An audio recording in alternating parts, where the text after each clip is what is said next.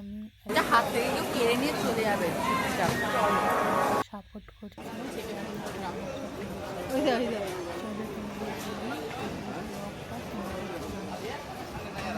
প্রথমবার যা খাবি খাবি এনেছি আনন্দ করার জন্য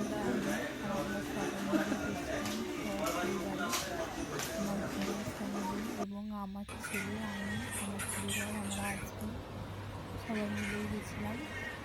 তো তারাপীঠে গিয়ে আমরা এই রুমটা নিয়েছিলাম।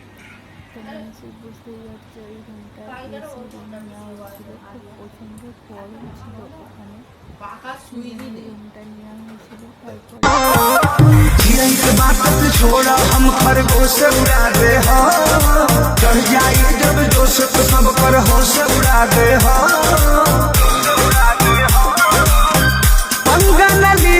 तारपो जान के नेता न प्रधान के नहीं बड़का खानदान के लड़का तो हई ए बाबू हम किसान के लड़का तो हई ए बाबू हम किसान के बुझले।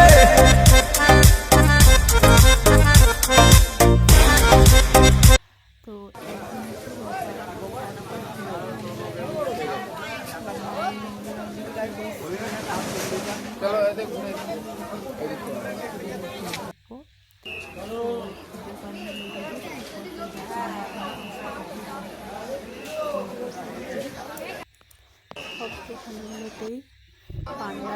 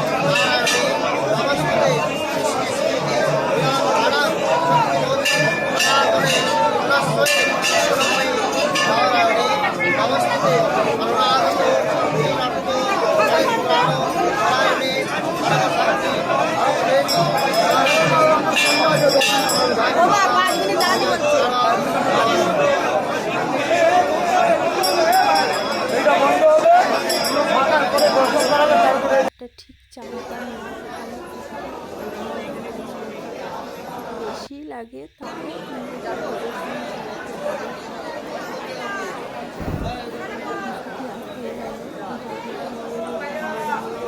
পাশে আমরা ঘুরছিলাম। তারপরে বামদেবের মন্দিরে এলাম।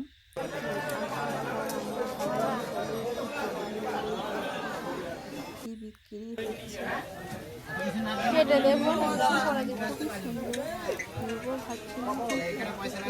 দাম বলছিল কিছু হচ্ছিল না, তো আমরা সময় চলে গেল। এই আমার ভিডিওটা কেটে দে সুজা, ওই সুজা আমার ভিডিওটা কাট না। এসেছি মায়ের পিকচার কিনে নিয়ে এসেছি, আমার বোন একটা শাঁখ কিনেছে।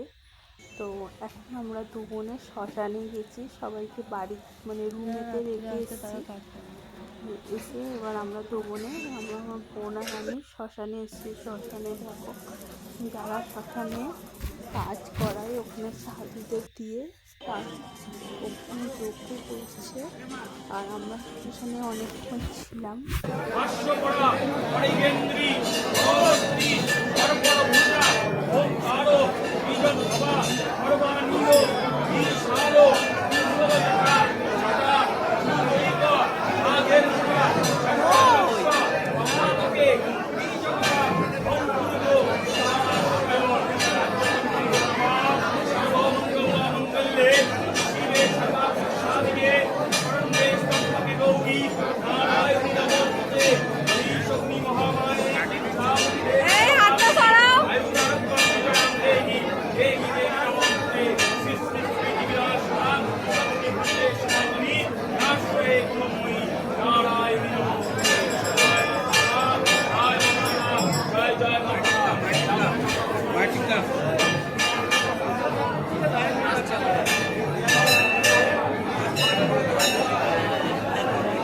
তারপরে এদিক ওদিক একটু ঘুরে রুমের মধ্যে চলে এসেছি।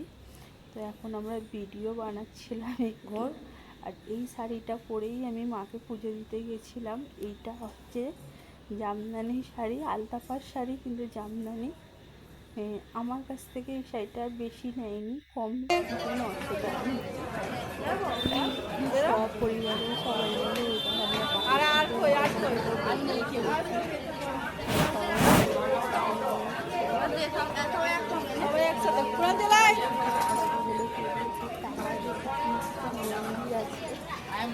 কোনোদিন যায়নি, আমার হাজবেন্ড গেছিলো, ও নিয়ে গেছিলো এই মন্দিরগুলো।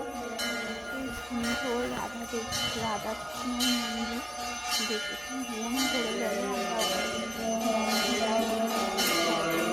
ভিতরে ঢুকলাম, দেখলাম ঘুরে সব কিছু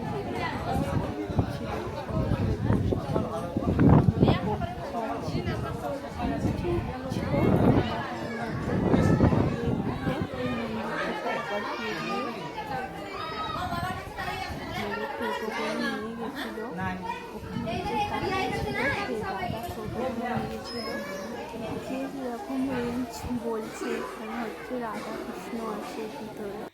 তো খুব সুন্দর সাজানো ছিল, অপূর্ব দেখতে মন ভরে গেল। তো সেখান থেকে টোটো করে আমরা এদিক ওদিক ঘুরছিলাম, 7টা মন্দির আমাদের ঘুরিয়েছিল, কিন্তু অনেক বিক্রি হয়ে গেছিলো বলে দু একটা মন্দির বন্ধ হয়ে গেছিলো, সেই কারণে আমরা খুব একটা ঘুরতে পারিনি।